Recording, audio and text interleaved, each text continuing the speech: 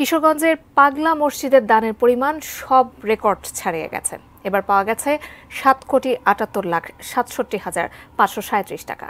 এছাড়া বিপুল পরিমাণ স্বর্ণালংকার ও বৈদেশিক মুদ্রা পাওয়া গেছে। শনিবার সকাল 7:30টায় মসজিদের দান বাক্সগুলো খোলা হয়। কঠোর নিরাপত্তায় বেশ কয়েকজন নির্বাহী ম্যাজিস্ট্রেটের নেতৃত্বে 220 জন মিলে রাত 2টা পর্যন্ত টানা প্রায় 18 ঘণ্টা টাকা গণনা করা হয়। কিশোরগঞ্জের অতিরিক্ত জেলা ম্যাজিস্ট্রেট কাজী মহুয়া মমতাজ তথ্যটি নিশ্চিত করেন।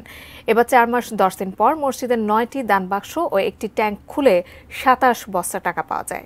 এর আগে গত বছরের 9 ডিসেম্বর 3 মাস 20 দিন পর দান বাক্স খোলা হয়েছিল। তখন 23টি বস্তায় রেকর্ড 6,32,51,423 টাকা বৈদেশিক মুদ্রা ও স্বর্ণালংকার পাওয়া যায়।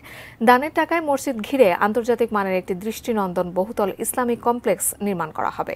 এই প্রকল্পের জন্য প্রাথমিকভাবে 115 কোটি টাকা ব্যয় ধরা হয়েছে।